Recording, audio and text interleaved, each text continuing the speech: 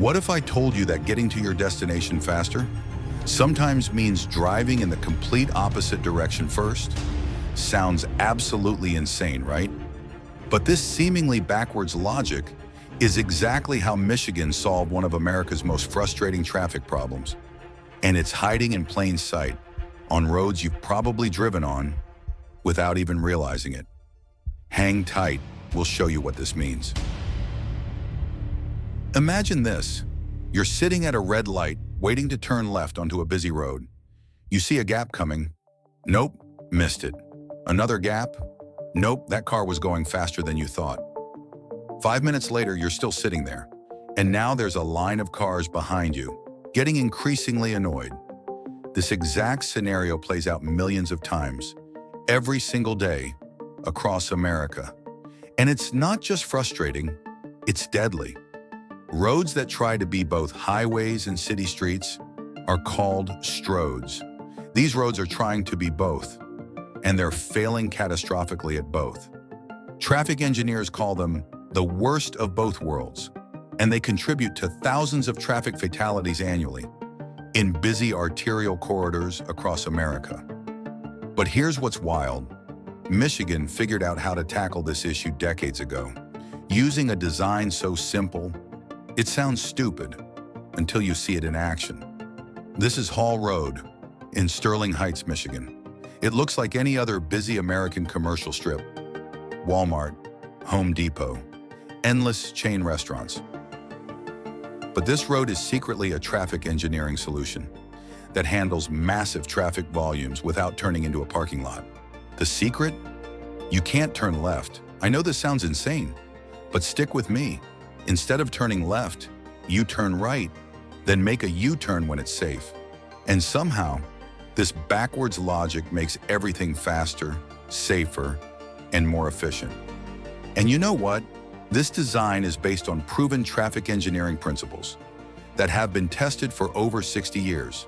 The Michigan left was actually developed by MDOT engineers, Joseph Haberla and Joseph Marlowe, around 1960. They reconfigured the intersection of 8 Mile Road and Livernois Avenue by moving the median crossover far downstream from the main intersection. While similar indirect left concepts were already used elsewhere, Mexico City had long employed U-turn crossovers on its busy boulevards.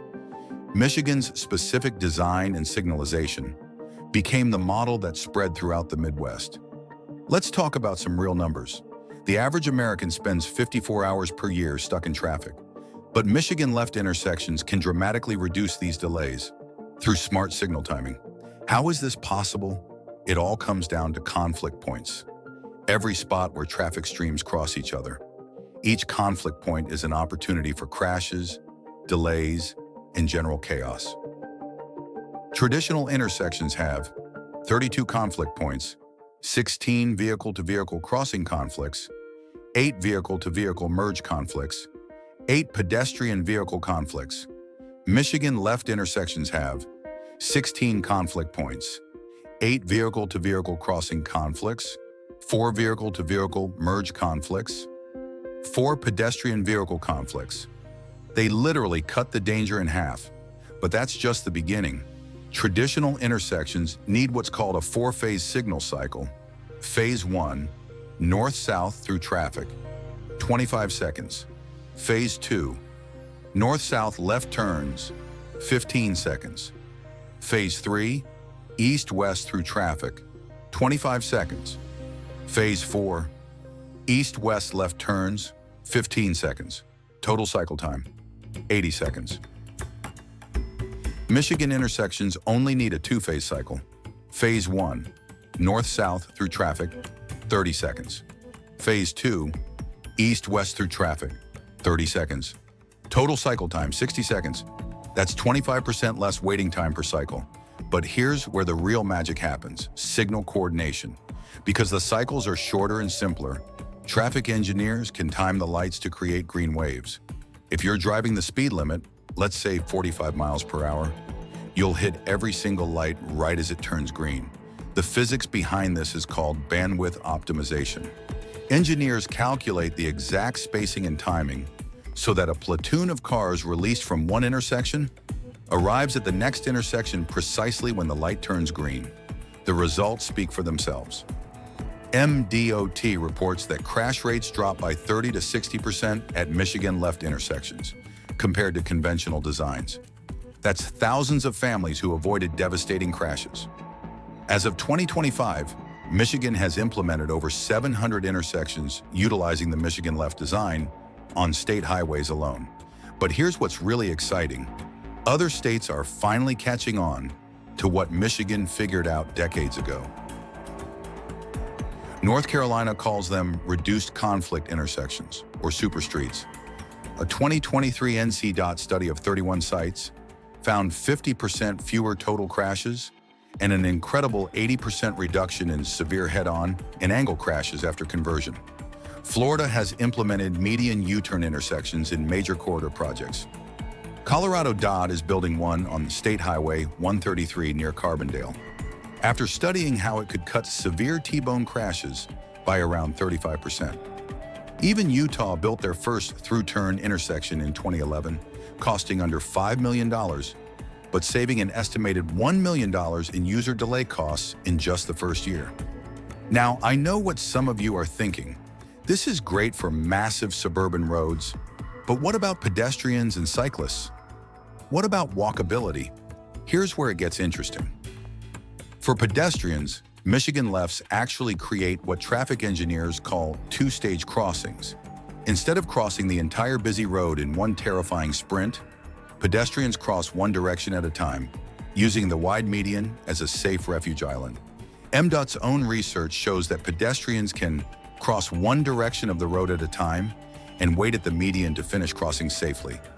The median refuge islands are required to be at least 6 to 8 feet wide, giving people plenty of space to wait safely. And here's the counterintuitive part. Because there are no dedicated left turn signal phases, pedestrians actually get longer walk intervals at each crossing. The two-phase signal system gives pedestrians more time to cross each segment safely. For cyclists, the design offers two options. They can dismount and use the crosswalks like pedestrians with the two-stage crossing, or they can stay on their bike and follow the U-turn route.